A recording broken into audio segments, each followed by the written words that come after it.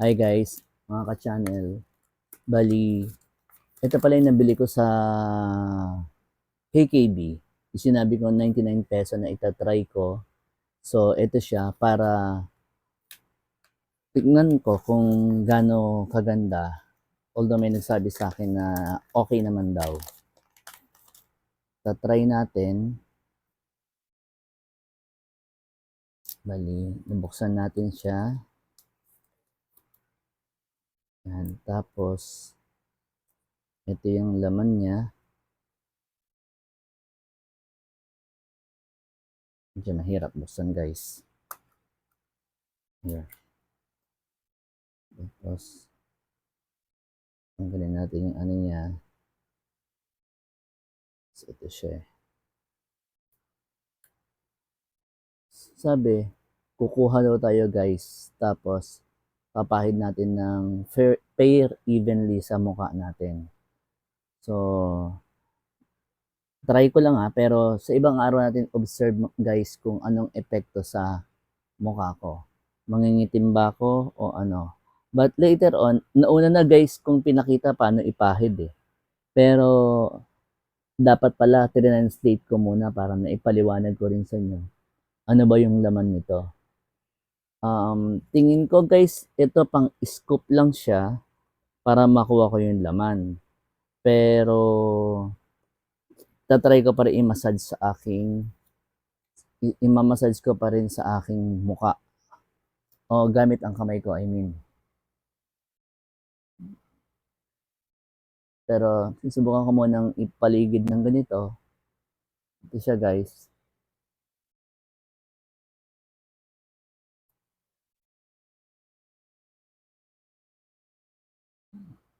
Tapos sa ibang time, actually gagawin ko dito araw-arawin ko. Pero hindi ko mapangako guys na araw-araw kayo papakita yung paggamit ko. Pero obserbahan ko lang ilang beses ko nagamit at kung nagkaroon ba ng reaction. Nagkaroon ba ng pagbabago sa mukha ko. Pag hindi ko kayang ipantay sa scooper na ito guys, sa spatula na ito, tatry ko i-massage sa gamit itong aking mga kamay o daliri.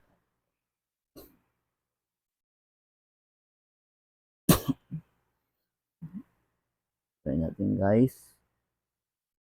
Yan.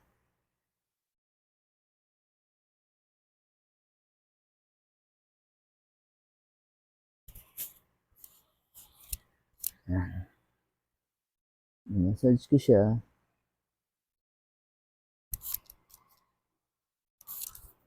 Titipirin ko guys, sabi kasi ipahid ko raw hanggang dito pero obserbahan ko lang naman kasi muna yung mukha ko.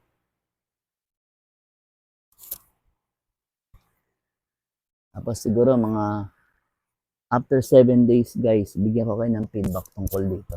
Araw-arawin ko siya kung aabot ng 7 days yung laman. For now guys, ito na muna siya. So, ito. Ngayon, guys, ito siya. Ang sabi, ipapatranslate natin ha. Patranslate natin. Actually guys, may nakasulat naman talaga di ba? Nakikita naman niyo may nakasulat na siya in English or in alphabet natin na format. Ito siya, nakasulat sinasabi na whitening and illustre. Whitening and, actually it's lustre.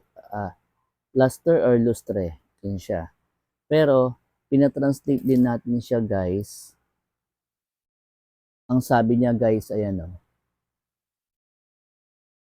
Actually, parang coffee na sa ibabaw niya eh. So, binabanggit niya na parang coffee base ito, coffee flavor. Tapos, yung kanyang translation na binanggit guys, this is good, whitening nga daw siya. Whitening and freckle removal and whitening water light.